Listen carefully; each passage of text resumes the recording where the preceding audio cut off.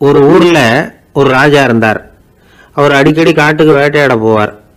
சில நண்பர்களையும் கூட அழைச்சிக்கிட்டு போவார். காட்டுக்கு போனதும் ஆளுக்கு ஒரு பக்கமாக போய் வேட்டையாடுவாங்க. சாயந்தரமா திரும்பி வருவாங்க. மறுநாள் அரண்மனையில் உட்காந்து ஒவ்வொருத்தரும் அவங்க அனுபவங்களை எல்லாம் சொல்லிக்குவாங்க. அவங்க வீரத்துக்கு தகுந்த மாதிரி பரிசை அந்த ராஜா கொடுப்பார். இது மாதிரி ஒரு தடவை எல்லாரும் வேட்டைக்கு போயிட்டு திரும்பி வந்ததும் உட்காந்து பேச ஆரம்பிச்சிருக்கிறாங்க. ஒருத்தன் சொன்னான், தன்னுடைய வீர தீர செயலை பற்றி அளக்க ஆரம்பிச்சிட்டான். ஏன்னா அதுக்கு பரிசு கிடைக்க போகுதில்ல, அதனால. அவன் என்ன சொன்னான் தெரியுமா? அரசே, நேற்றுக்கு காட்டில் என்ன ஆச்சு தெரியுமா? எனக்கு நேராக ஒரு சிங்கம் வாயை திறந்துக்கிட்டு வந்துட்டுது. நான் பயப்படவே இல்லை. உடனே ஒரு கல்லை எடுத்து குறி பார்த்து வீசினேன். சிங்கத்து வாய்க்குள்ளே போய் அந்த கல் மாட்டிக்கிட்டுது. அவ்வளவுதான். அந்த சிங்கம் என்னை பார்த்துட்டு பயந்துட்டு ஒரே ஓட்டமாக திரும்பி ஓடி போயிட்டுது அப்படின்னா. ஆஹா பலே அப்படின்னு எல்லாரும் கை தட்டினாங்க. ரெண்டாவது ஆள் ஒருத்தன் எழுந்திரிச்சான். அவன் சொல்ல ஆரம்பித்தான், அரசே, நான் போன வழியில் 2 பெரிய மலைப்பாம்பு கிடந்தது. என்னை முழுங்கிறதுக்கு வந்தது. நான் என்ன பண்ணேன் தெரியுமா? அந்த 2 பாம்போட வாலையும் ஒன்றா சேர்த்து முடிச்சு போட்டுட்டேன். அவ்வளவுதான். அது அங்கே இழுக்க, இது இங்கே இழுக்க, முடிச்சு நல்லா இறுகி போட்டுது அப்படின்றான். ஆஹா அற்புதம்னு சொல்லி எல்லாரும் கை தட்டினாங்களாம். அடுத்தபடியாக 3வது ஆள் ஒருத்தன் வந்தான். அவன் சொல்ல ஆரம்பித்தான், மன்னா, நான் போன பாதையில் குறுக்க ஒரு ஆறு. அதில் இறங்கி குளித்தேன். யாரோ காலை பிடிச்சி இழுக்கிறது மாதிரி இருந்தது. திரும்பி பார்த்தா ஒரு பெரிய முதலை. நான் உடனே அப்படியே ஒரு துள்ளல் துள்ளி அது முழுகில் போய் உக்காந்துக்கிட்டேன். அதை அப்படியே கரைக்கு நீந்த வச்சேன். கரைக்கு வந்து சேர்ந்ததும் அப்படியே ஒரே துள்ளி குதித்து கரைக்கு வந்துட்டேன் அப்படின்றான். அவன் தன்னுடைய வீரத்தை அப்படி சொல்லியிருக்கான். அடடா, எப்பேற்பட்ட வீரம் அப்படின்னு எல்லாரும் கை தட்டினாங்களாம். 4வது ஆள் எழுந்திரிச்சான். மன்னா, நான் போன இடத்துல ஒரு கரடி வந்து என்னை துரத்த ஆரம்பிச்சுட்டுது. நான் ஒரு மலை உச்சிக்கு வந்துட்டேன். அதுக்கப்புறம் ஒரு அடி எடுத்து வச்சாலும் அதில் பாதாளத்தில் விழ வேண்டியது தான். அந்த நேரம் பார்த்து ஒரு பெரிய ராட்சச கழுகு அந்த பக்கமாக பறந்து வந்தது. நான் உடனே அப்படியே உயர எழும்பி அந்த கழுகோட காலை பிடிச்சிக்கிட்டேன். அப்படியே தொங்கிக்கிட்டே வந்தேன். ஒரு நல்ல இடம் வந்ததும் தொப்புன்னு கீழே குதிச்சு நடந்து வந்துட்டேன்னா. இதுக்கும் எல்லாரும் கை தட்டுறாங்க. கடைசியாக ஒரு ஆள் எழுந்திரிச்சான். அரசே, நான் வந்து போன வழியில் ஒரு பெரிய யானை குறுக்க வந்தது. பயங்கரமாக சத்தம் போட்டுக்கிட்டே வந்தது. நான் பயந்து ஓடலை. உடனே என்ன பண்ணேன் தெரியுமா? அந்த யானையோட வாலை பிடிச்சி தூக்கினேன். தலைக்கு மேலே தூக்கி கரன்னு சுற்றினேன். வேகமாக சுற்றி வீசி எறிஞ்சேன். அவ்வளவுதான். அதே ஸ்பீடில் அந்த யானை மேலே போக ஆரம்பிச்சுட்டுது. இன்னும் கூட அது போய்கிட்டே தான் இருக்குது, கீழே விழவே இல்லைன்னா. இதை கேட்டதும் ராஜாவுக்கு கோபம் வந்துட்டுது. என்ன முட்டாள்னு நினச்சிக்கிட்டு பேசுறியா? யானையை வந்து நீ வாழை பிடிச்சி தூக்குன, அதை நான் நம்பணுமா அப்படின்னார். உடனே இவன் பணிவாக பதில் சொன்னான், அரசே, ஒரு சிங்கத்து வாயில் கல் மாட்டிக்கிட்டதை நம்புறீங்க, மலைப்பாம்பு வாழை பிடிச்சி முடிச்சு போட்டதை நம்புறீங்க, முதல்ல முதுகில் சவாரி பண்ணதையும் நம்புறீங்க, கழுகு காலை பிடிச்சிக்கிட்டு பறக்கிறதையும் நம்புறீங்க. அப்படி நம்புறப்ப நான் சொன்னதை மட்டும் நம்பக்கூடாதா அப்படின்னு கேட்டானான். பொய் சொன்னவங்கெல்லாம் தலையை தொங்க போட்டுக்கிட்டாங்களாம். ராஜா அவங்கள பார்த்து சொன்னாராம், நீங்கள் எல்லாரும் என்னை முட்டாளாக்கி இருக்கிறீங்க. கடைசியாக பேசின இவன் தான் எனக்கு உண்மை எது பொய் எதுங்கிறத புரிய வச்சிருக்கிறான். இவன் தான் உண்மையான தைரியசாலி அப்படின்னு சொல்லி அவனுக்கே பரிசையெல்லாம் கொடுத்து பாராட்டினாராம். இப்படி ஒரு கதை. உண்மையை நிலைநாட்டுகிறவன் தான் உண்மையான வீரன் அப்படிங்கிறத இதிலிருந்து நாம் புரிஞ்சுக்கணும். இந்த காலத்துல எல்லாம் பொய் சொன்னாதான் பிழைக்க முடியுங்கிறது ஒரு சில பேரோட நம்பிக்கை. ஒரு அப்பாவுக்கு தன் மகனுக்கு பொய் சொல்ல தெரியலையேங்கிற கவலை. பொய் சொன்னாதான் இந்த உலகத்தில் பிழைக்கலாம், ஆனால் இவனுக்கு அது தெரியலையே, அதனால் இவனை அழைச்சிட்டு போய் நடுக்கடலில் விட்டுட்டு வந்துடுவோம் அப்படின்னு அழைச்சிட்டு புறப்பட்டான். கடற்கரைக்கு போனான். மகனுக்கு சந்தேகம், எங்கேப்பா என்னை அழைச்சிட்டு போகிறேன்னு கேட்டிருக்கான். கடலில் மீன் பிடிக்க கற்றுக் கொடுக்க போகிறேன் உனக்கு அப்படின்னானா. நான் ஏற்கனவே மீன் பிடிச்சிட்டேனேன்னானா இவன் மகன். எங்கே அதுன்னு கேட்டிருக்கான். அப்பங்காரன். சுட்டு சாப்பிட்டுட்டேன்ருக்கான் புள்ள. அப்பங்காரன் பார்த்தான், சரி நம்ம புள்ள பொழைச்சிக்கோ அப்படின்னு சொல்லி திருப்பி அழைச்சிட்டு வந்துட்டானா. இணை புரியாத 2 நண்பர்கள் இருந்தாங்களாம். 2 பேரும் விடாமல் சிகரெட்டு குடிக்கிறவங்க. அதில் ஒருத்தன் செத்து போட்டான். இன்னொருத்தன் அதுக்கப்புறம் 2 சிகரெட்டாக குடிக்க ஆரம்பித்தானா. ஏன் இப்படி பண்ணுறேன்னு கேட்டிருக்காங்க. நான் ஒரு சிகரெட்டு தான் குடிக்கிறேன், செத்து போன என்னுடைய ஃப்ரெண்டு இருக்கானே செத்து போனவன், அவனுக்காக இன்னொரு சிகரெட்டு குடிக்கிறேன் அப்படின்னு நானா. இது ரொம்ப ஆபத்து, விட்டுடு அப்படின்னு சொல்லியிருக்காங்க. சரின்னு ஒத்துக்கிட்டான். ஆனால் அதுக்கப்புறமும் ஒரு சிகரெட் வீதமாக குடிச்சிக்கிட்டே இருந்தான். சிகரெட்டு பழக்கத்தை நீ இன்னும் விடலையான்னு கேட்டாங்களாம். அந்த பழக்கத்தை நான் எப்போவும் விட்டுட்டேன், இப்போ நான் குடிக்கிறது என் ஃப்ரெண்டுக்காக அப்படின்னு நானா. இவங்கெல்லாம் எப்படி திருந்துறது? காசி மாநகரத்தை பிரம்மதத்தன் அப்படிங்கிற ராஜா ஆட்சி பண்ணிட்டு வந்தார். அவர் ஒவ்வொரு வருஷமும் ஒரு திருவிழா நடத்துறது வழக்கம். எல்லா தேசத்திலிருந்தும் எல்லா வகையான ஜனங்களும் அதில் வந்து கலந்துக்குவாங்க. ஒரு சமயம் அது மாதிரி விழா நடந்துக்கிட்டு இருந்தது. வைகுண்டத்திலிருந்து தேவலோகத்திலிருந்து நிறைய தேவகுமாரர்கள்லாம் காசி நகருக்கு அப்போது வந்திருந்தாங்க. அதில் முக்கியமாக ஒரு 4 தேவகுமாரர்கள். அந்த 4 பேரையும் சுற்றி ஏகப்பட்ட கூட்டம். அப்படி என்ன விசேஷம் அவங்கக்கிட்ட அப்படின்னா, மற்றவங்களை விட அவங்க முகம் அழகாக இருந்ததா அப்படி பார்த்தா அப்படியும் இல்லை. அவங்க அணிஞ்சிருந்த மலர் மாலைகள் தான் அதுக்கு காரணமாக. அந்த மலர்கள்லேருந்து அப்படி ஒரு அபூர்வமான நறுமணம். இதுக்கு முன்னாடி இப்படி ஒரு நறுமணத்தை அந்த ஊர் ஜனங்க அனுபவிச்சதே இல்லை. அதுதான் அந்த 4 பேரையும் சுற்றி கூட்டம். எல்லாரும் கேள்வி கேட்க ஆரம்பித்தாங்க. உடனே அந்த 4 தேவகுமாரர்களும் எல்லாருக்கும் தெரியும்படியாக வானத்தில் எழும்பி கொஞ்சம் உயரமாக நின்றுக்கிட்டாங்க. கீழே நின்றுக்கிட்டு இருந்த அரசன்லேருந்து ஆண்டி வரைக்கும் ஒருத்தர் பாக்கி இல்லாமல் ஒரே குரலில் எல்லாரும் அவங்கள பார்த்து, எங்களுக்கும் இது மாதிரி மாலையை போட்டுக்கணும்னு ஆசையாக இருக்குது, அதுக்கு நீங்கள் தான் அருள் பண்ணணும் அப்படின்னு கேட்டுக்கிட்டாங்க. மாலை போட்டுக்கிறதுனா எல்லாருக்கும் ஆசையாக தானே இருக்கும். அந்த 4 தேவகுமாரர்களில் ஒருத்தர் புத்தர் பிரான். அவர் சொன்னார், பூலோகவாசிகளே, நான் சொல்கிறத கொஞ்சம் பொறுமையாக கேளுங்க. கக்காரு அப்படிங்கிற கற்பக விருஷத்தின் மலர்களால் தொடுக்கப்பட்டது இந்த மாலை. இதுக்கு நிறைய சக்தி உண்டு. எந்த காலமும் இது வாடாது, வாசனையும் குறையாது. ஆனால் இதை அணிந்து கொள்றதுக்கு சில தகுதிகள் தேவை அப்படின்னார். என்ன தகுதி அது சொல்லுங்களேன் அப்படின்னு ஏக காலத்தில் எல்லாரும் சத்தம் போட்டாங்க. தீய இயல்புகள் உள்ளவங்க, இழிந்த சிந்தனை, இழிந்த செயல் உள்ளவங்க இந்த மாலையை அணிய முடியாது அப்படின்னார். அவ்வளோதான். கூட்டத்தில் சத்தம் போட்டவங்கள்லாம் மெதுவாக அப்படி அடங்க ஆரம்பிச்சிட்டாங்க. இன்னொரு தேவகுமாரன் சொன்னார், அடுத்தவங்க பொருளை அபகரிக்காதவன், அடுத்தவங்களுக்கு கெடுதல் பண்ணக்கூடிய பொய் பேசாதவன், பேராசையினால் கெட்ட வழியில் பொருள் ஈட்ட நினைக்காதவன் இந்த மாலையை போட்டுக்கலாம் அப்படின்னார். கூட்டத்திலிருந்து யாரும் முன்னுக்கு வரல. ஒரே ஒரு ராஜகுரு மட்டும் கொஞ்சம் முன்னாடி வந்தார். பெரியவர், படித்தவர். அவர், எனக்கு தகுதி இருக்குது அந்த மாலையை போட்டுக்கிறதுக்கு அப்படின்னார். வேறு ஒன்றும் இல்லை, பொய் சொல்லியாவது அந்த மாலையை வாங்கிக்குவோமே அப்படின்னு முடிவு பண்ணிட்டார் அவர். அவ்வளோதான், மாலையை வாங்கிட்டார். அடுத்த தேவகுமாரன் பேசினார். யாருக்கு திடமான அறிவும் மனமும் இருக்குதோ, யாருக்கு நல்ல காரியங்களில் அசையாத ஈடுபாடு இருக்குதோ, நல்ல அரிய பொருள்களை தனியாக தான் மட்டும் அனுபவிக்க விரும்பாதவர் யாரோ அவர் முன்னாடி வந்து இந்த மாலையை வாங்கிக்கலாம் அப்படின்னார். அந்த தகுதியும் எனக்கு இருக்குன்னார் ராஜகுரு. மாலையை வாங்கி போட்டுக்கிட்டார். இன்னொரு ராஜகுமாரன் பேச ஆரம்பித்தார். அறநெறியில் செல்வம் சேர்க்கணும், ஆடம்பர பொருள்களுக்கு அடிமையாகக்கூடாது, வெற்றி அடைஞ்சாலும் கர்வம் வரக்கூடாது, அப்படிப்பட்டவங்க இந்த மாலையை போட்டுக்கலாம்னார். துணிஞ்சு பொய் சொல்லி அதையும் வாங்கி கழுத்தில் போட்டுக்கிட்டார் இந்த ராஜகுரு.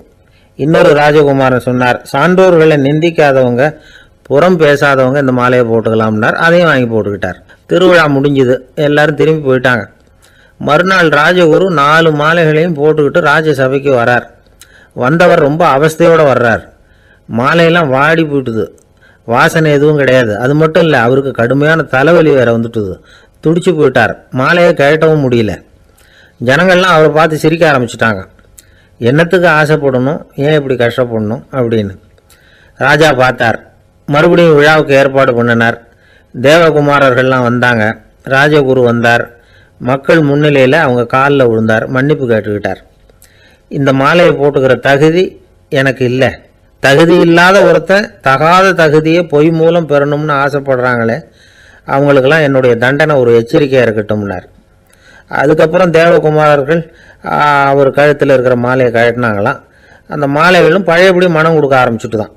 இதுலேருந்து நாம் தெரிஞ்சுக்க வேண்டியது என்னென்னா, நமக்கு தகுதி இல்லாத ஒரு கௌரவம் நம்மக்கிட்ட தானாக வந்தால் கூட அதை தவிர்த்து விடுறது தான் நல்லது. அதுதான் புத்திசாலித்தனம். ஒருத்தர் வந்தார். சார், எங்கள் இலக்கிய மன்ற விழாவுக்கு நீங்கள் தலைமை தாங்கணும்னார். உடனே இவர் சொன்னார், பேச்சாளர், சார், இலக்கியத்தை பற்றி பேசுகிற தகுதி எனக்கு இல்லையே அப்படின்னார். உடனே அவர் கூப்பிட வந்தவர் சொன்னார், அந்த தகுதி உங்களுக்கு இல்லைங்கிறது எங்களுக்கும் தெரியும் சார், அதனால தான் உங்களை தலைமை தாங்க கூப்பிட்றேன் அப்படின்னார். அது சரி, தலைமைன்னா அதுக்கு இவர் என்னதான் அர்த்தம் பண்ணுறாருன்னு தெரியல. கத்தியை தீட்டாதே புத்தியை தீட்டு அப்படின்னு ஒரு பெரியவர் புத்தி சொன்னார். அதை கேட்ட ஒரு இளைஞன், அது எப்படி பெரியவரை புத்தியை தீட்டுறது, கத்தியை தீட்டுன்னு சொன்னால் ஒரு கருங்கல்லில் கத்தியை தேய்க்கலாம், புத்தியை தீட்டுன்னு சொன்னால் எப்படி தலையை கொண்டுட்டு போய் தரையில் தேய்ச்சிக்கிட்டு இருக்க முடியுமா அப்படின்னா. அந்த பெரியவர் உடனே புரிஞ்சுக்கிட்டார், இந்த இளைஞனுக்கு புத்தி கூர்மை கம்மி அப்படிங்கிறத புரிஞ்சுக்கிட்டார். அது சரி, அறிவுக்கும் புத்திசாலித்தனத்துக்கும் என்ன வித்தியாசம்? இது ஒரு முக்கியமான கேள்வி. அறிவுன்னா என்ன, புத்திசாலித்தனம்னா என்ன? இதே கேள்வியை சாக்ரட்டிஸ் கிட்ட அவருடைய சீடன் ஒருத்தன் கேட்டானான். ஐயா, அறிவுக்கும் புத்திசாலித்தனத்துக்கும் என்னங்க வித்தியாசம் அப்படின்னு கேட்டிருக்கான்.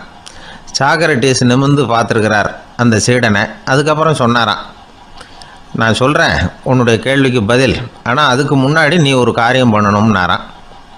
என்னங்க செய்யணும் சொல்லுங்கன்றிருக்கான். அதோ பாரு, ஒரு பெரியவர் உட்காந்துருக்கிறாரு, அவர்கிட்ட போ, இங்கேருந்து பக்கத்தில் இருக்கிற அந்த கிராமத்துக்கு போய் சேர எவ்வளவு நேரம் ஆகும் அப்படின்னு கேட்டுட்டு வா அப்படி சொன்னார் சாக்ரட்டிஸ். சரின்னு சொல்லிவிட்டு இவன் போனான். அந்த பெரியவர் முன்னாடி போய் நின்னான். ஏங்க பெரியவரை, இங்கேருந்து அதோ தெரியுத அந்த கிராமத்துக்கு போய் சேர்றதுக்கு எவ்வளவு நேரம் ஆகும் அப்படின்னு கேட்டான். பெரியவர் நிமிர்ந்து பார்த்தார், ஆனால் பதில் எதுவும் சொல்லலை. இவன் மறுபடியும் ஒரு தடவை அதே கேள்வியை அவர்கிட்ட கேட்டான். என்னங்க, நான் கேட்குறது உங்கள் காதில் விழுதா, அந்த கிராமத்துக்கு போய் சேர்றதுக்கு எவ்வளோ நேரம் ஆகும் அப்படின்னு சொல்லி மறுபடியும் கேட்டான். அப்பவும் அவர் பதில் சொல்லலை. உடனே அவன் மனசுக்குள்ளே முடிவு பண்ணிக்கிட்டான், சரி பெரியவர் ஒரு மாதிரியாக தெரிகிறார், புத்தி சுவாதீனம் சரியில்லாத ஒரு மாதிரி தெரியுது அப்படின்னு நினச்சிக்கிட்டே வந்த வழியிலே திரும்பி வந்துட்டான்.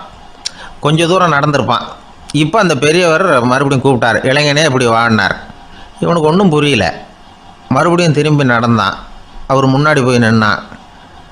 பெரியவர் சொன்னார், தம்பி, இங்கேருந்து அந்த கிராமத்துக்கு போய் சேர்றதுக்கு 5 நிமிஷம் ஆகும் அப்படின்னார். இப்போது அந்த இளைஞன் அந்த முதியவரை ஒரு மாதிரியாக பார்க்க ஆரம்பித்தான். அதுக்கப்புறம் கொஞ்சம் யோசித்தான். பிறகு அவர்கிட்டே கேட்டுட்டான், ஏங்க பெரியவரை, இதே பதிலை அப்போவே என்கிட்ட சொல்லியிருக்கலாமே, என்னை திரும்பி போன்னு சொல்லிவிட்டு பாதி தூரம் போனதுக்கப்புறம் மறுபடியும் கூப்பிட்டு அதுக்கப்புறம் இப்படி சொல்கிறீங்களே, இது நியாயமா அப்படின்னா. பெரியவர் சிரித்தார். அதுக்கப்புறம் சொன்னார், ஏன்பா, நீ எவ்வளவு வேகமாக நடக்கிறேங்கிறத பார்க்காம நீ கிராமத்துக்கு போய் சேர வேண்டிய நேரத்தை எப்படி என்னால் சொல்ல முடியும்? அதனால தான் உன்னை கொஞ்சம் தூரம் நடக்க விட்டு உன்னுடைய நடையின் வேகம், அந்த கிராமம் இருக்கிற தூரம் ரெண்டையும் கணக்கு போட்டு அதுக்கப்புறம் நேரத்தை சொன்னேன்னார். சீடன் வந்து தலை குனிந்தான். அப்படியே திரும்பி வந்து சாக்ரட்டிஸ் முன்னாடி நின்னான். சாக்ரட்டிஸ் இப்போ சொல்கிறார், தம்பி, அதுக்கு பேர் தான் புத்திசாலித்தனம்.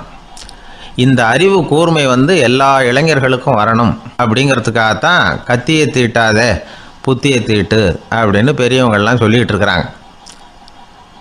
புத்தியை தீட்டுறவங்கெல்லாம் வாழ்க்கையில் அறிவாளி ஆகிறாங்க, தீட்டாதவங்க கோமாளி ஆகிறாங்க. இதுதான் இன்றைக்கி நடக்கிறது. அதனால் அறிவு கூர்மைங்கிறது வேறு.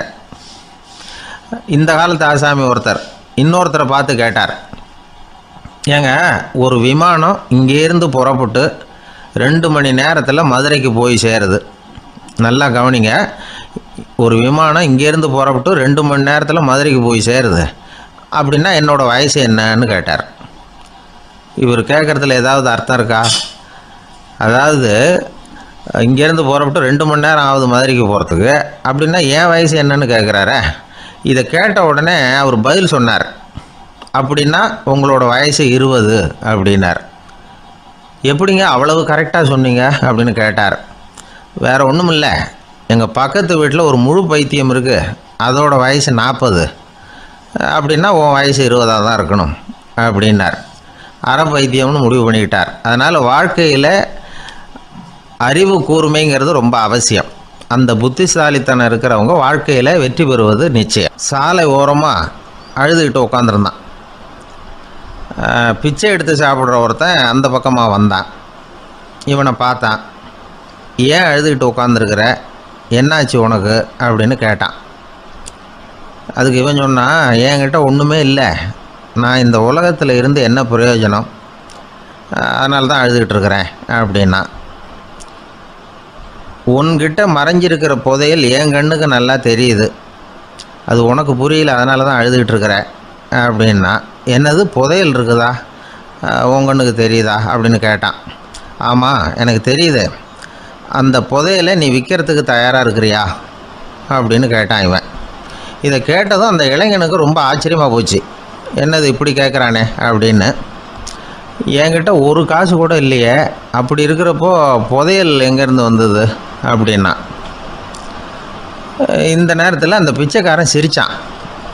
இப்படி தான் இந்த உலகத்தில் எல்லோரும் சொல்லிகிட்டு இருக்கிறாங்க, என்கிட்ட ஒன்றுமே இல்லைன்னு சொல்லி. ஆனால் அவங்கக்கிட்ட தான் புதையல் இருக்குது. நீ வேணும்னா என் கூட வா, நம்ம நாட்டு அரசர்கிட்ட போவோம், உங்ககிட்ட இருக்கிற புதையலை அவர் நல்ல விலைக்கு எடுத்துக்குவார் அப்படின்னா. அது எப்படி உனக்கு தெரியும்னா, இதுக்கு முன்னாடியும் இது மாதிரி பல பேரை நான் ராஜா கிட்ட அழைச்சிட்டு போயிருக்கிறேன். அதனால தான் உன்னை பார்த்தேன், உன்னையும் கூப்பிட்றேன். நீ சரின்னு சொன்னால் உன்னை அழைச்சிட்டு போகிறேன், உங்ககிட்ட இருக்கிற புதையலை அவர் நல்ல விலை கொடுத்து எடுத்துக்குவார் அப்படின்னு சொன்னான். இவன் இப்படி சொல்கிறது அந்த இளைஞனுக்கு ஒன்றுமே புரியல.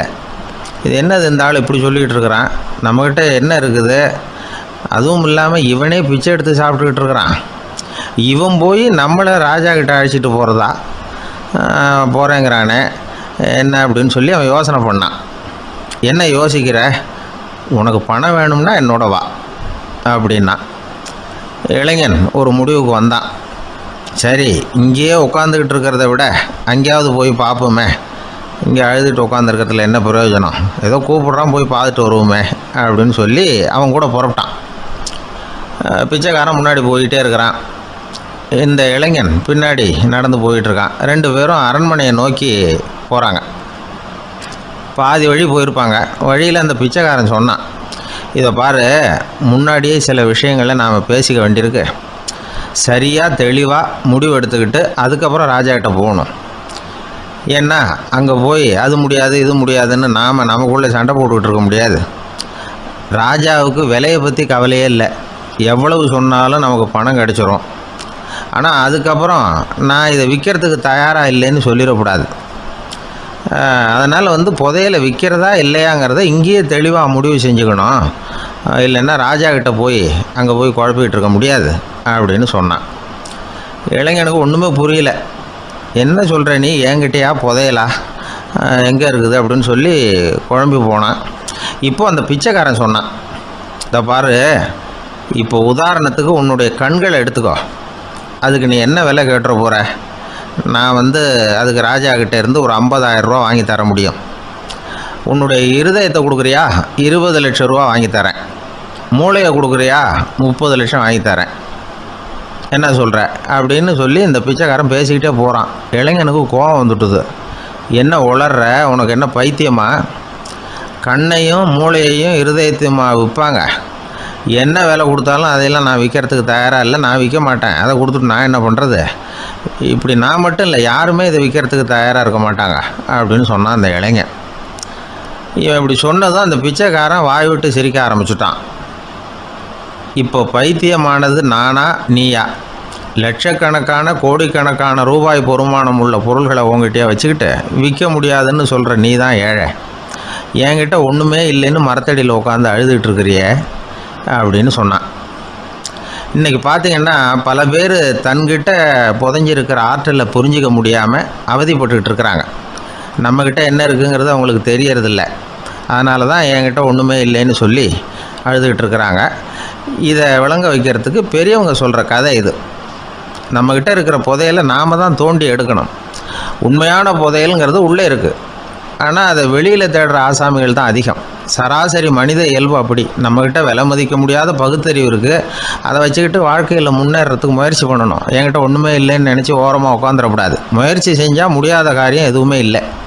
ஒரு ரயில்வே ஸ்டேஷன் பக்கம் வெளியில் ஒரு டாக்ஸி நின்றுட்டு இருந்தது. அந்த பக்கமாக வந்த ஒருத்தர் டாக்ஸி டிரைவரை பார்த்து சொன்னார், ஐயா, உங்கள் வண்டியில் பின் சீட்டில் ஒரு மணி பர்ஸு கிடக்கு, யாரோ மறந்து விட்டுட்டு போயிருக்கிறாங்க அப்படின்னாரு. இல்லை அது காலி பர்ஸு தான், நான் தான் அதை அங்கே போட்டு வச்சுருக்கிறேன்னார் டிரைவர். ஏன்னு கேட்டார் அவர். இதுக்கு டிரைவர் சொன்னார், அதை பார்க்குற யாராவது அதை எடுத்துக்கலாம்ங்கிற ஆசையிலையாவது சவாரிக்கு வருவாங்க, அதுக்காக தான் போட்டு வச்சுருக்கிறேன் அப்படின்னார். ஒரு ராஜா ஊரெல்லாம் சுற்றி பார்த்துட்டு வரலாம்னு ஒரு நாள் புறப்பட்டு போனார். ஒரு இடத்துல தறி நெசவு வேலை ரொம்ப மும்முரமாக நடந்துக்கிட்டு இருந்தது. ஒரு பெரியவர் தறியால் நெசவு வேலை செஞ்சுக்கிட்டு இருந்தார். பக்கத்தில் ஒரு அழகான பொண்ணு உட்காந்து நூலை சுற்றிக்கிட்டு இருக்குது. ராஜா அந்த பெரியவரை பார்த்து யார் இந்த பொண்ணுன்னு விசாரித்தார். ராஜா அப்படி கேட்டதும் அவருக்கு ரொம்ப பெருமையாக போயிட்டுது. ஏன்னா உட்காந்துருந்தது அவரோட மகள். அரசே, இது என்னுடைய மகள், இவ வேகமாக நூல் தெரிக்கக்கூடியவள், வைக்கோல் எடுத்து இவ தேய்ச்சா கூட அது எல்லாம் பவுனிழையாக வெளியில் வரும் அப்படின்னு ஒரு ராசி இவளுக்கு அப்படின்னு ரொம்ப பெருமையாக ராஜா கிட்ட சொன்னார். ராஜா இதை கேட்டதும் அசந்துட்டார். அப்படியா, இவ்வளவு அழகும் சாமர்த்தியமும் உள்ள இந்த பொண்ணு என்னோட வரட்டுமே, இவளை என் மருமகளை ஆக்கிக்கிறேன் அப்படின்னார் ராஜா. அந்த பெரியவருக்கு ஒன்றும் புரியல. ஏதோ கொஞ்சம் பெருமையாக சொல்ல போக அது இப்படி ஆயிட்டுதே அப்படின்னு கவலைப்பட்டார். இருந்தாலும் ராஜா பேச்ச தட்ட முடியுமா, மகளை அனுப்பி வச்சுட்டார். ராஜா அந்த பொண்ணை அரண்மனைக்கு அழைச்சிட்டு வந்தார். அங்கே ஒரு அறையில் வச்சு பூட்டி விட்டார். அந்த ரூமு நிறைய வைக்கோலை கொண்டாந்து போட்டு அடைச்சாங்க. 3 ராட்டைகள் வேற வச்சுருந்தாங்க. நாளைக்கு பொழுது விடியறதுக்குள்ளே நீ இந்த வைக்கோலையெல்லாம் தங்க இழைகளாக மாற்றி காட்டணும். நாளைக்கு காலம்பரம் வந்து நான் இந்த அறை கதவை திறப்பேன். உன் தகப்பன் சொன்னது மாதிரி எல்லாம் தங்கமாக மாறி இருக்கணும், இல்லைன்னா நீ உயிர் தப்ப முடியாது அப்படின்னு உத்தரவு போட்டார். பாவம் அந்த பொண்ணு என்ன பண்ணும், பகல் பூரா அழுதுகிட்டே உட்காந்துருக்குது. ராத்திரி பூராவும் தூக்கம் வரல. மறுநாள் அதிகாலை நேரத்தில் யாரோ கதவை தட்டுற சத்தம் கேட்டுது. பயந்துக்கிட்டே கதவை திறக்கிறா. திறந்து பார்த்தா வெளியில் 3 அவலட்சணமான பெண்கள். ஒருத்திக்கு வந்து கால் அகலமாக முறை மாதிரி இருக்குது, இன்னொருத்திக்கு கட்டை விரல் கரண்டி மாதிரி பெருசாக இருக்குது, 3ஆவது பொண்ணுக்கு உதடு தடித்து ரப்பர் மாதிரி தொங்கிக்கிட்டு இருக்கு. யார் நீங்கள், உங்களுக்கு என்ன வேணும் அப்படின்னு கேட்குது இந்த பொண்ணு. நாங்கள் உங்களுக்கு உதவி செய்கிறதுக்கு தான் வந்திருக்கிறோம் அப்படின்னு சொல்லி உள்ளே வந்தாங்க, உட்காந்தாங்க. கொஞ்ச நேரத்துக்குள்ளே உள்ளே இருந்த வைக்கோலையெல்லாம் தங்க இழைகளாக மாற்றி கொடுத்துட்டு போயிட்டாங்க. காலையில் ராஜா வந்தார், பார்த்தார். ஆகா பேஷுனார். இன்னும் கொஞ்சம் வைக்கோலை கொண்டாந்து அந்த ரூமில் போட சொன்னார். இந்த வைக்கோலையும் இன்றைக்கி தங்கமாக மாற்றி விடு, நாளைக்கு மறுநாள் உனக்கும் இளவரசனுக்கும் கல்யாணம்னு சொல்லிவிட்டார். இன்றைக்கி ராத்திரி அந்த 3 பொண்ணுங்களும் வந்தாங்க. வைக்கோலை பொண்ணு இழைகளாக மாற்றினாங்க, புறப்பட்டாங்க. இந்த பொண்ணு அவங்க காலில் விழுந்து வணங்கினா. என் உசுரை காப்பாற்றினீங்க, உங்களுக்கு நான் என்ன கைமாறு செய்ய போகிறேன் அப்படின்னா. பயப்படாத, நீ விரும்பினா எங்களுக்கு ஒரு உதவி செய்யலாம். உன்னுடைய கல்யாணத்துக்கு நாங்கள் 3 பேரும் வரோம். நீ எங்களை வந்து வரவேற்று ராஜாக்கிட்டையும் இளவரசர்கிட்டையும் நாங்கள் வந்து உன்னோட பெரியப்பா பொண்ணுங்கன்னு சொல்லி அறிமுகப்படுத்தி வை, நாங்கள் விருந்து சாப்பிட்டுட்டு போயிடுறோம் அப்படின்னாங்க. ரொம்பவும் சந்தோஷமாக சரின்னு ஒத்துக்கிட்டா. கல்யாண நாள் வந்தது. கல்யாணம் ரொம்ப கோலாகலமாக நடந்துக்கிட்டு இருக்கு. எல்லா தேசத்து ராஜா ராணிகளும் வந்துக்கிட்டு இருக்கிறாங்க. அந்த 3 அவலட்சணமான பொண்ணுங்களும் வந்து சேர்ந்தாங்க. யார் இவங்கன்னு கேட்டார் ராஜா. என் பெரியப்பா பொண்ணுங்க அப்படின்னா அந்த பொண்ணு. காலும் உதடும் கட்டை விரலும் ஏன் இப்படி உங்களுக்கு அவலட்சணம் ஆயிட்டுது அப்படின்னு கேட்டார். அதுக்கு அந்த பொண்ணுங்க பதில் சொன்னாங்க. என்ன செய்யறது, ஓயாமல் வைக்கோலை நூற்று ஒருத்தியோட கட்டை விரல் அப்படி கரண்டி மாதிரி ஆயிட்டுது, நாக்கில் தொட்டு தொட்டு திரிச்சதுனால ஒருத்தியோட உதடு அப்படி ஆயிட்டுது, காலால் கட்டையை அழுத்தி அழுத்தி தறி போட்டதுனால இன்னொருத்தையோட கால் அப்படி ஆயிட்டுது. உங்கள் மருமகளாக வந்திருக்கிற இந்த பொண்ணு அந்த 3ஐயுமே செய்ய தெரிஞ்சவ தான்.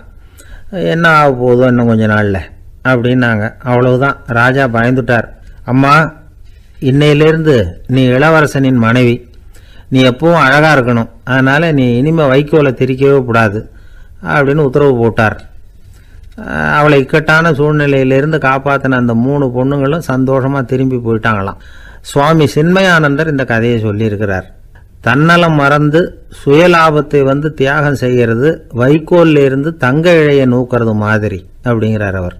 அது இருக்கட்டும், இப்போ நம்ம கதைக்கு வருவோம். ஒரு ராஜா தன்னோட மகனுக்கு சுயவரம் நடத்தினார். எல்லா தேசத்திலிருந்தும் ராஜகுமாரர்கள் வந்திருந்தாங்க. ராஜகுமாரியை கல்யாணம் பண்ணிக்கலாம்ங்கிற ஆசையில் சுயம்பர மண்டபத்திலேருந்து எல்லா ராஜகுமாரர்களும் அலறி அடிச்சுக்கிட்டு வெளியில் ஓடி வந்துக்கிட்டு இருக்கிறாங்களாம். ஏன் இப்படி எல்லாரும் மிரண்டு போய் ஓடி வர்றாங்கன்னு கேட்டார் ஒருத்தர். அதுக்கு இன்னொருத்தர் விவரம் சொன்னார். ராஜகுமாரியை இன்னைக்கு தான் அவங்க நேரில் பார்த்தாங்களாம், அதுதான் அப்படி ஓடி வந்துக்கிட்டு இருக்கிறாங்க அப்படின்னார். ஆரம்ப காலத்தில் ஒரு குரு, அப்போ ஒரு சீடன் இருந்தான். அது வேடிக்கையான குரு, வேடிக்கையான சீடன். ஒரு ஆசிரமம். ஒரு நாள் ஒருத்தன் அவசரமாக அந்த குருவை தேடி வந்திருக்கிறான். என்ன விஷயம்னு விசாரித்தார் குரு. உங்கள் சீடர் என்னை வந்து அடிச்சுட்டார் அப்படின்னு புகார் பண்ணானா அந்த ஆள். குரு சீடனை கூப்பிட்டார். அடிச்சியா இந்த ஆளை அப்படின்னு கேட்டாராம். ஆமான் இருக்கான் சீடன். ஏன் அடிச்சே அப்படின்னு கேட்டாராம். இந்த ஆள் உங்களை பற்றி மட்டமாக பேசிவிட்டான், என்னால் அதை தாங்கிக்க முடியல, அதனால தான் அடிச்சுட்டேன்ருக்கான். அப்படி என்ன பேசினா அப்படின்னு கேட்டாராம்.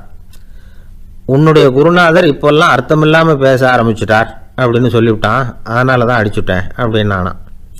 அதுக்காக அடித்தே அப்படின்னாராம். நான் அதுக்காக அடிக்கலை குருவே, இப்பெல்லாம் நீங்கள் அர்த்தமில்லாமல் பேசுகிறதாக அவன் சொல்கிறான், அப்படின்னா இதுவரைக்கும் நீங்கள் அர்த்தத்தோடு பேசினதாகத்தானே அர்த்தம், அது தப்பு தானே, அதனால தான் அடித்தேன் அப்படின்னு நானும். ஒரு பெரியவர் உட்கார்ந்துருக்கிறார், அவரை சுற்றி அவருடைய தோழர்கள் உட்கார்ந்துருக்கிறாங்க. ஏதோ ஒரு முக்கியமான செய்தியை அவர் அவங்களுக்கு சொல்லிகிட்டு இருக்கிறார். அவங்களும் ஆர்வமாக கேட்டுக்கிட்டு இருக்கிறாங்க. இந்த சமயத்தில் யாரோ ஒரு ஆள் வேகமாக அங்கே வர்றார். வர்ற வேகத்திலேயே எனக்கு ஏதாவது உதவி செய்யுங்க அப்படின்னு கேட்டுக்கிட்டே வர்றார். கேட்குறது உதவி, ஆனால் குரல் மிரட்டுறது மாதிரி இருக்குது, அதட்டி கேட்குறது மாதிரி இருக்குது. இதை கேட்டதும் அந்த பெரியவர் ஆத்திரப்படலை, ஆனால் அவரை சுற்றி இருந்தவங்க ஆத்திரப்பட்டாங்க. இதை பெரியவர் கவனித்தார். கொஞ்சம் அமைதியாக இருங்கன்னார். வந்தவரை கூப்பிட்டார். அவருக்கு சில பொருள்களை கொடுத்தார். என்னங்க இப்போ உங்களுக்கு மகிழ்ச்சி தானே அப்படின்னார். அப்படின்னு அலட்சியமாக அவர் சொல்கிறார். நான் உங்களை நல்ல முறையில் நடத்தினேன்னா அப்படின்னு கேட்குறாரு அவர் மறுபடியும்.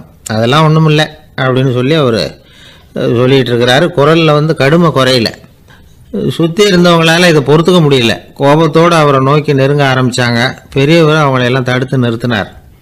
வந்தவரை வாங்க என்னோட அப்படின்னு சொல்லி அழைச்சிட்டு போனார். வீட்டுக்கு போனார். அங்கே போனதும் இன்னும் சில பொருள்களை எடுத்து அவர்கிட்ட கொடுத்தார்.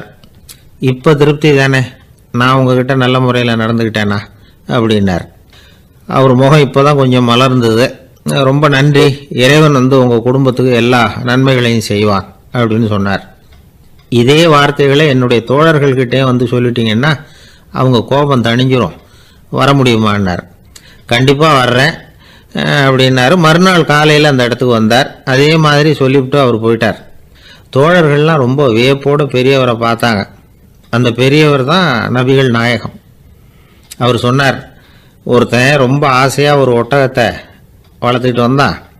ஒரு நாள் அந்த ஒட்டகம் கயத்தை அறுத்துக்கிட்டு ஓடி போயிட்டுது. அக்கம் பக்கத்தில் இருக்கிறவங்கெல்லாம் அந்த ஒட்டகத்தை பிடிக்கிறதுக்கு முயற்சி பண்ணாங்க. அதை துரத்திக்கிட்டு ஓடினாங்க. ஒட்டகம் தாறுமாறாக ஓட ஆரம்பிச்சிது. இந்த சமயத்தில் ஒட்டகத்தை வளர்த்தவன் அங்கே ஓடி வந்தான். நீங்கள் அதை ஒன்றும் செய்ய வேணாம், விட்டுருங்க, அதோட சுபாவம் எனக்கு நல்லா தெரியும், அதை சுலபமாக என்னோடய வழிக்கு கொண்டுட்டு வந்துட முடியும், நான் பார்த்துக்கிறேன், விட்டுருங்கோ அப்படின்னா. எல்லாரும் விலகி போயிட்டாங்க. இவன் என்ன செஞ்சான் தெரியுமா? கொஞ்சம் புல்லை கையில் எடுத்துக்கிட்டு அந்த ஒட்டகத்தை நெருங்கினான். அவ்வளவுதான்.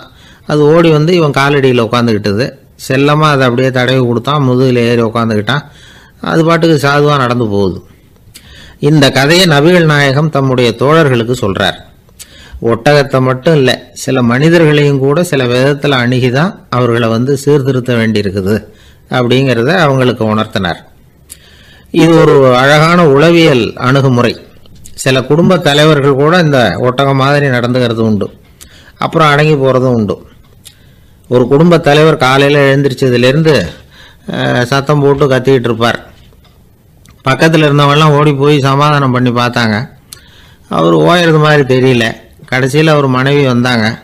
நீங்கள் எல்லாம் விலகி போயிடுங்க, அவர் சுபாவம் எனக்கு தெரியும், நான் பார்த்துக்கிறேன் அப்படின்னாங்க.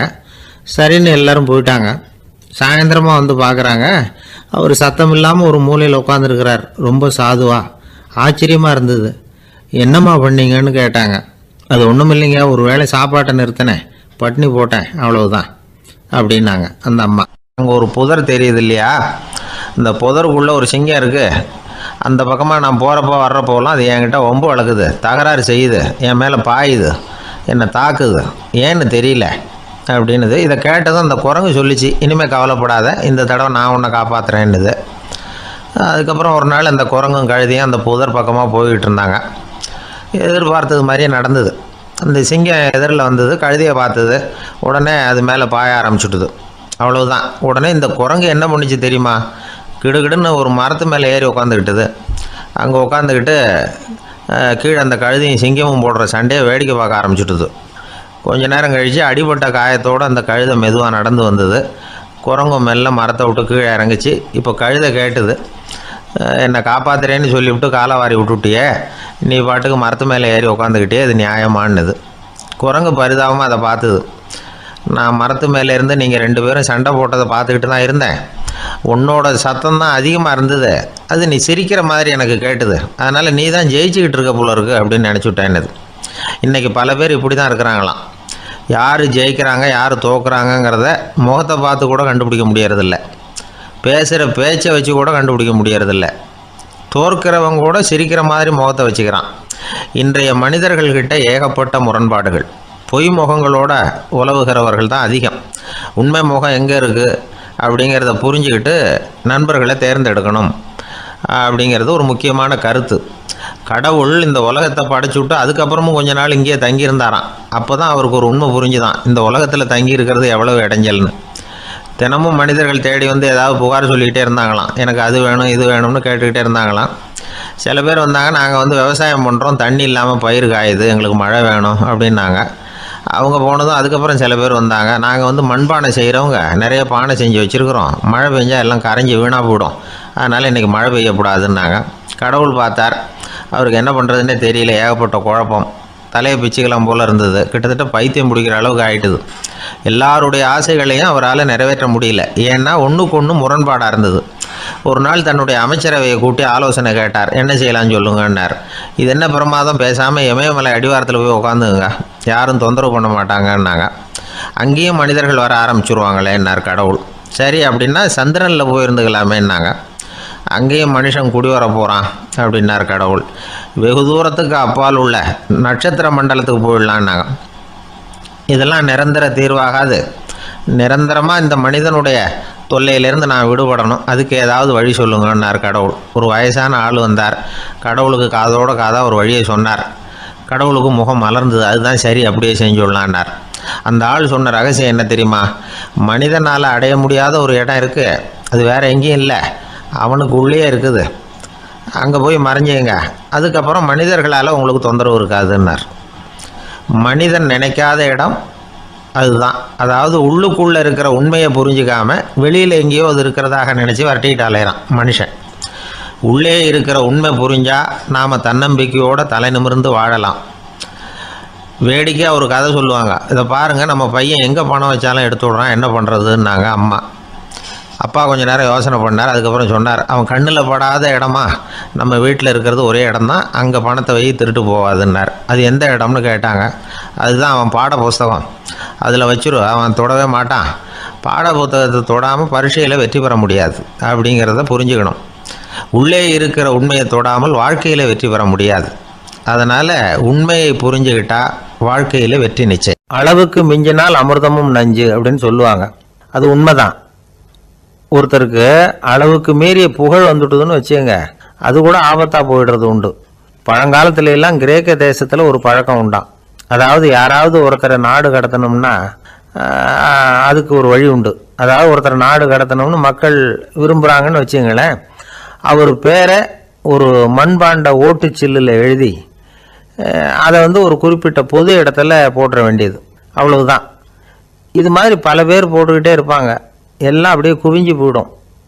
அந்த ஓட்டாஞ்சில்லு குவியலில் யாருடைய பேர் அதிகமாக இருக்குதோ அந்த நபரை ஒரு 10 ஆண்டுகள் நாடு கடத்தி விடுவாங்க. இது அந்த ஊர் வழக்கமாக. ஒரு நாள் அந்த குவியலுக்கு பக்கத்தில் ஒரு ஆள் நின்றுக்கிட்டு இருக்கிறான்.